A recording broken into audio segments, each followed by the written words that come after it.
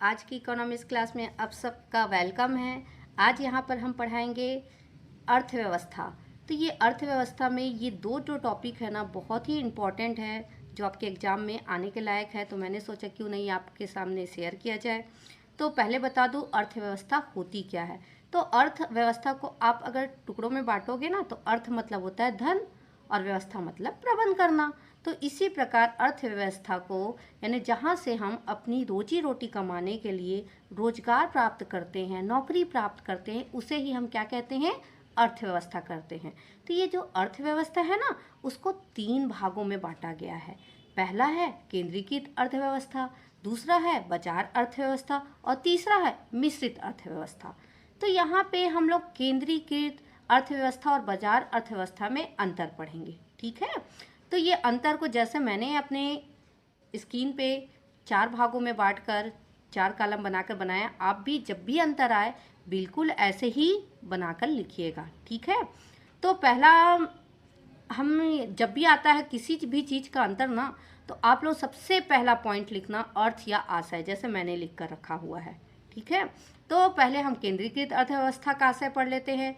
तो ऐसी अर्थव्यवस्था जिसमें देश की आर्थिक क्रियाएं, उत्पादन, उपभोग, विनिमय की क्रियाओं पर उस देश की सरकार द्वारा नियंत्रण या नियमित की जाती है। मतलब ये जो अर्थव्यवस्था है जहाँ से हमको रोजगार मिलता है ना, इस पर सारा का सारा सरकार का नियंत्रण रहता है। सरकार उसको चलाती है और नियंत्रित करती है, इसीलिए इसे केंद्रीकृत अर्थव्यवस्था कहते हैं। अब आते हैं बाजार अर्थव्यवस्था। तो आपको भी पता है बाजार अर्थव्यवस्था क्या होता है।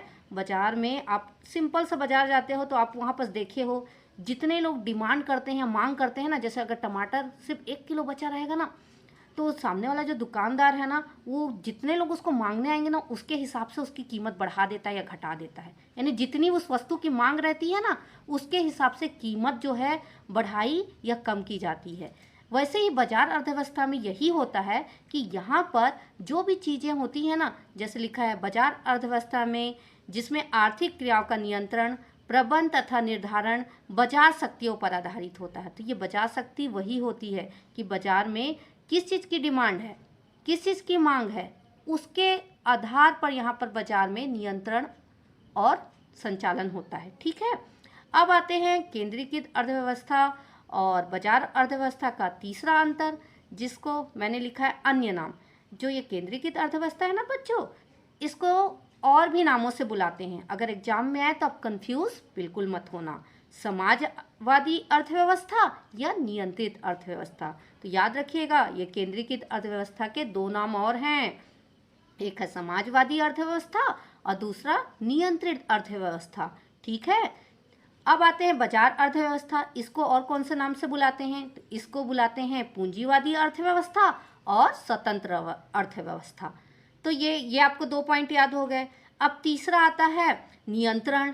तो ये जो केंद्रीकृत अर्थव्यवस्था है ना, इसमें मांग और पूर्ति पर सरकार का नियंत्रण रहता है। यानी सरकार तय करती है कि कितने लोगों को यानी वस्तुओं की मांग है और कितना उसको यानी पूर्ति किया जाए। मतलब यहाँ पर मैं सिंपल शब्दों में आपको बोलूँ तो मांग मतलब आप कितने लोग उस वस्तु को खरीदना चाहते हैं और सरकार कितने वस्तुओं को उपलब्ध करवाती है आपको देने के लिए, यही होता है मांग और पूर्ति। इस पे किसका नियंत्रण रहता है, पूरी तरह सरकार का नियंत्रण रहता है, ठीक है। लेकिन वहीं पे बाजार अर्थव्यवस्था में जाते हैं तो इस पर सरकार का कोई नियंत्रण नहीं रहता। इस पे जो भी नियंत्रण रहता है ना, कितनी वस्तु है, कितने रुपए का है, कितने लोग खरीदने आ रहे हैं, तो मांग और पूर्ति के हिसाब से ही इस पर नियंत्रण रहता है। बाकी सरकार का कोई हाथ नहीं रहता है। चौथा आते हैं तो उद्देश्य।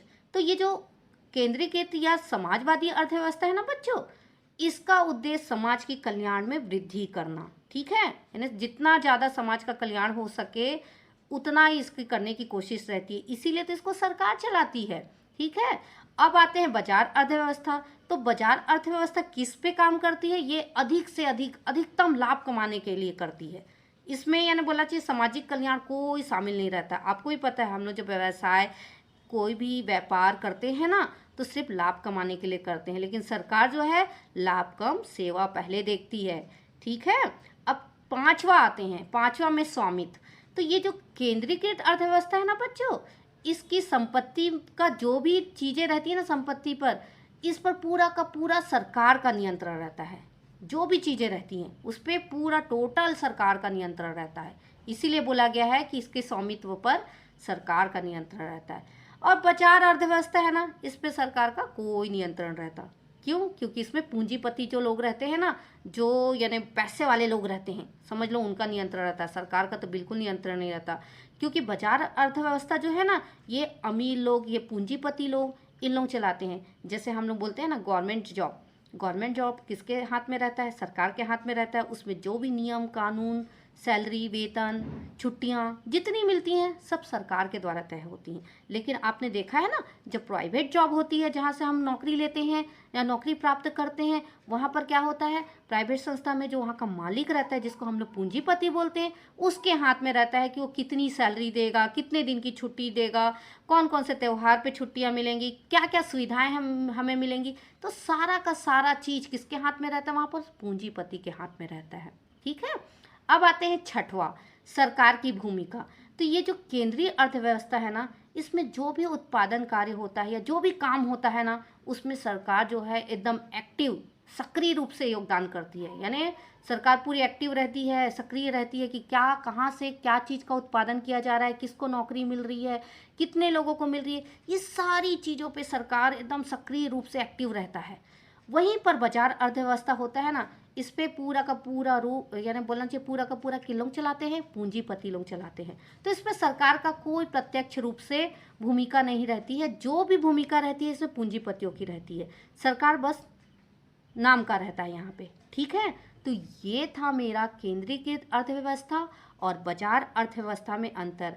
आई होप बच्चों आपको समझ आया होगा। अगर समझ नहीं आया तो एक बार फिर से रिपीट कर लीजिए और कमेंट में मुझे बताइए कि कैसा लगा मेरा पढ़ाना। और मेरे वीडियो को देखने के लिए, वॉच करने के लिए थैंक यू। और शेयर कीजिए, लाइक कीजिए और मुझे सपोर्ट करिए कि आपको और कौन सा क्वेश्चन चाहिए, कमेंट में बताइए ताकि मैं आपको वीडियो बनाकर दे सकूं।